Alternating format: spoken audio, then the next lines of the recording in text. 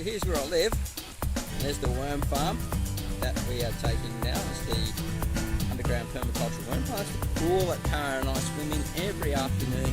And just to give you a quick look at the apartments, so it's not a beautiful day here today, it's a bit cloudy and stuff. But these are the apartments that I live in. And we're going to head over to the community garden now and give you a look at that and how we're going to put this in and what it's all about.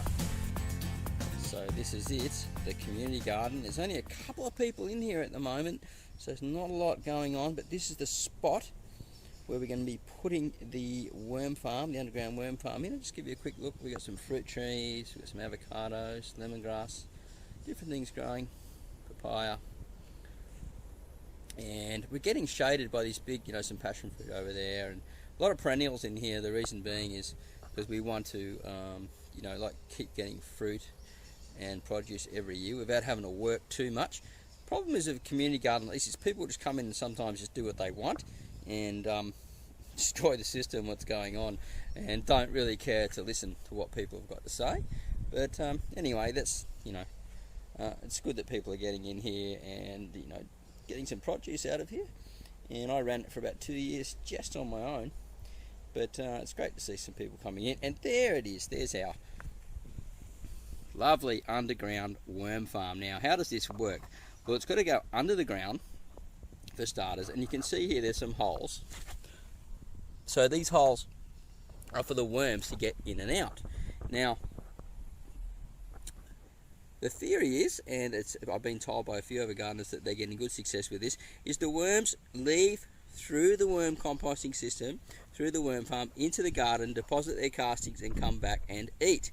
Now, also, as you feed the worms and they're breaking it down with their castings inside with the water, it will leach through into the garden, watering the plants with liquid fertilizer. So we've got the lid here, and all the holes are in the lid. It let air in because worms need to breathe too, and we can close it up, open it up, etc.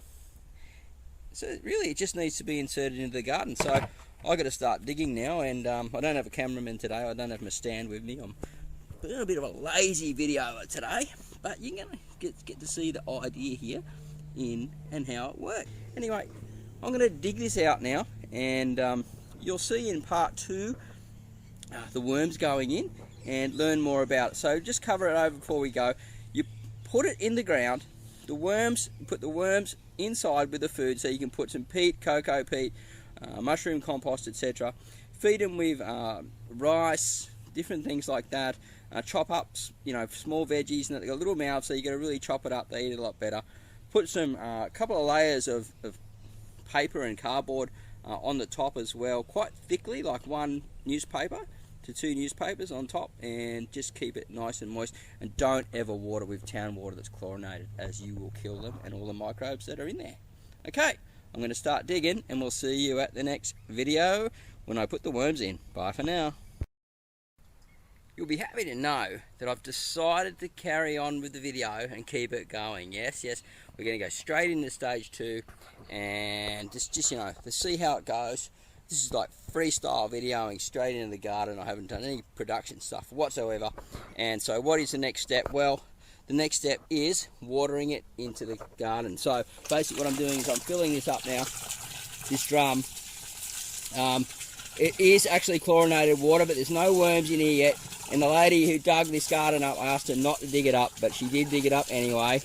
Would have killed all the microbes in here. So it's all been dug up, they're all dead. So I've got to introduce these microbes back into the garden now, through this worm farm, and get this whole section just pumping. So what I'm doing basically is I'm just washing this out now, and this water here is going to leach into the garden and wet that surrounding area. So when I plant it out, which I plan to do now with the cherry tomatoes, it's going to be already nice and damp for it and pretty much nearly ready to go.